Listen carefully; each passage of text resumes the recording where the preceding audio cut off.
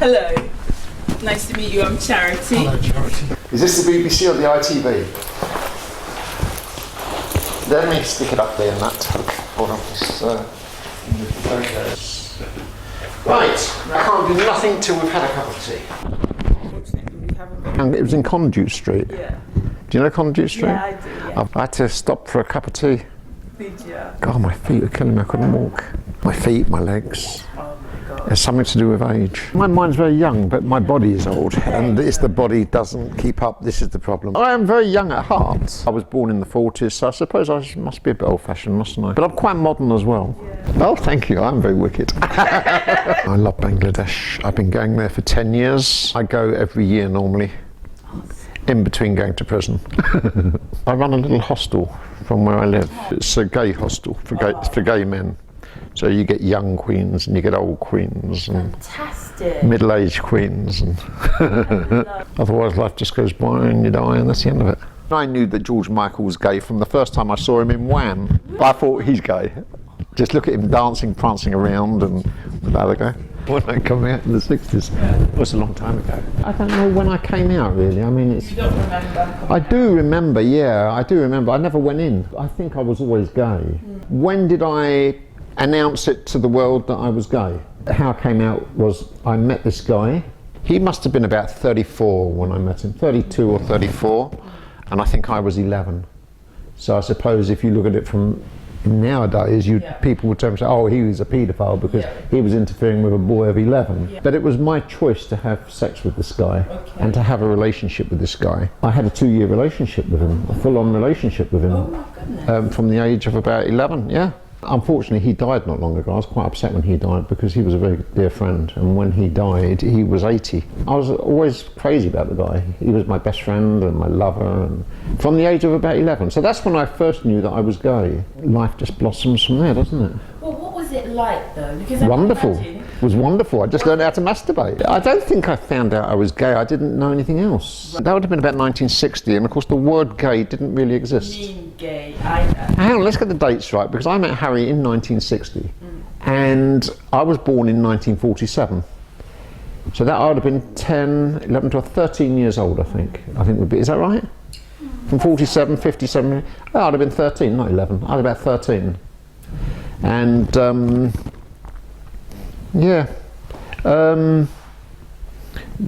I think that people around me could see what was going on with me and this guy, and they weren't too happy. And my mother was very naive. She didn't understand it, and she never thought anything of it, my mother. Yeah. My mother was very old-fashioned, and she had a very old-fashioned way of thinking. She wasn't aware. I don't think she ever understood it to the day she died. You know, how can a man sleep with another man? She couldn't accept that. My parents were divorced. So in 1960, I lived with my mother. I didn't realise that I was gay, or there was a term for it. There was no such thing as the word gay. I mean, you were queer in those days. If you were bent or you were queer. Anyway, I was walking over the swing bridge on Canvey Island with my younger brother, who was about to go in the Navy. He was a Navy person, and he said to me, he's looking at me as we're walking along, we're talking, and he says to me, "It's all right, Spence. He says, I know you're a bit fruit," he said. He said, I know you're a bit fruit. He said, "It's all right." He said, "I understand," he said. And I said, "I beg your pardon?" And he said, "I know you're a bit fruit." I said, "What's fruit?" I'd never heard that expression before. I said, "What's fruit?" "Well, bit bent," he said, "bit queer." I said, "Don't be so bloody cheeky." I said, "You cheeky little git." And he said, "I know you're a bit fruit." And I thought, what a funny expression, a bit fruit. That's not a very nice expression. And I think he'd got this expression from the Navy. Right. He'd gone in the Navy, and I think the sailors used to talk about guys that sleep with guys, you know, you weren't gay, you were a bit fruit. When he said that to me, and he realised that I was gay, I think I was more okay with it then. I started to accept it myself. He was okay with it because I think he'd been around. It wasn't an issue for me because I mean I knew that I was gay. All I know is that I used to fancy guys, and that was the end of it. I had this best friend, this young boy that I'd met. We used to set up a tent in the garden. One day we were camping out in the garden, and we were sleeping in the tent. I was shagging him in the tent. When I say shagging him, I don't mean having intercourse with him. I mean just like messing around. My mother comes out to the tent with a plate of sandwiches and some tea. And she says, Spencer, she says, I brought you out a plate of sandwiches. And with that, she opens the tent door and puts her head straight into the tent. And of course, there's me, start naked on top of my friend. And she says to me, my mother, oh, she says, how can you be bothered with this rubbish? And she put the sandwiches down on the floor. That's sort of And stormed off.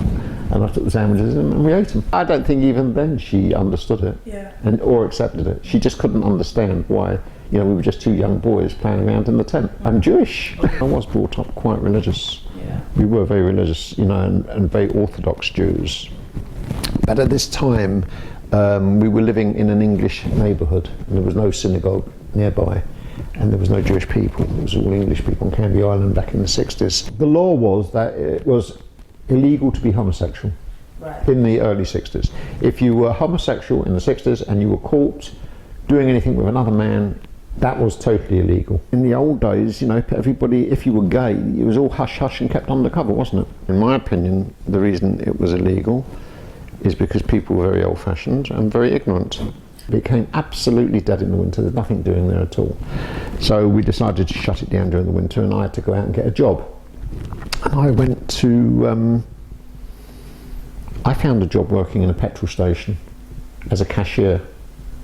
And in those days, in the old days, in the 60s, people were still filling up the cars. You had a petrol pump attendant. There was none of this self-service stuff like we have today.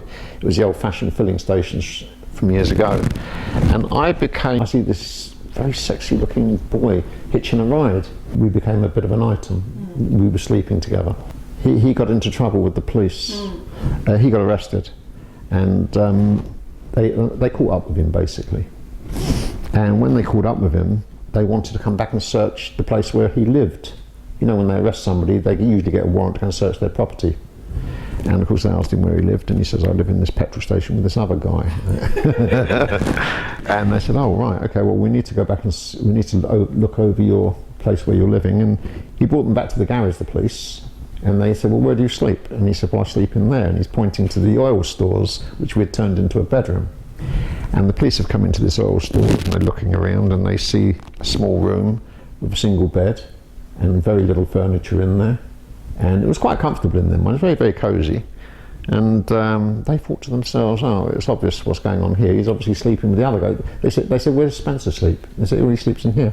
And where do you sleep? Well, I sleep in there as well. And this is how it all came to light that, we were having a relationship. It didn't take long for the police to twig. They were very fast.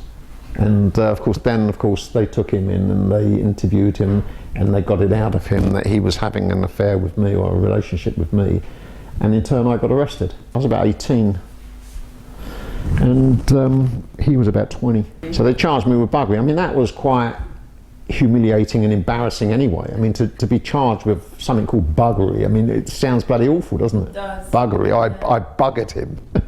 But they didn't just charge me with buggery, they charged him with buggery as well. As well as the other thing. Yeah, well, according to the police, I was screwing him and he was screwing me. So they charged me with buggery and they charged him with buggery. I think we got arrested at the end of October, 27th of October, 1966. Eventually it went to the Crown Court. The judge, I remember, he was very nasty, this judge. He says to me, he heard the case, and he sent us to Borstal, 2 years in Borstal.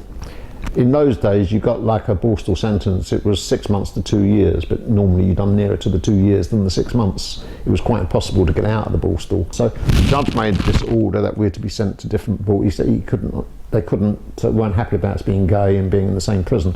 So they said, well, I'm going to make an order that these two people should be sent to different institutions and should be separated, and they shouldn't be allowed to see each other again. So fine, I thought that's fine. So off we go to Borstal.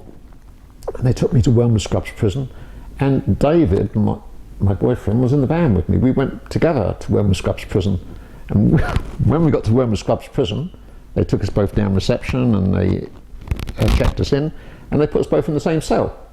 So this was fine. So we just carried on fucking in the same cell. Well then, from there, we both got allocated to a Borstal. Wormwood Scrubs prison was like a holding prison until they allocated you to a Borstal. So they then says, right, well, we'll have to allocate you to Borstal. So after a few months, it took a few months, they decided to allocate me to Feltham. Well, lo and behold, they allocated David to Feltham as well. So off we both go to Feltham, Borstal, and there we carried on fucking for another 21 months. And we had a lovely time. So we spent our whole time in prison fucking. And they thought they were punishing you for fucking in the We had a wonderful time. I had a wonderful time in Feltham. I was in Feltham, Borstal.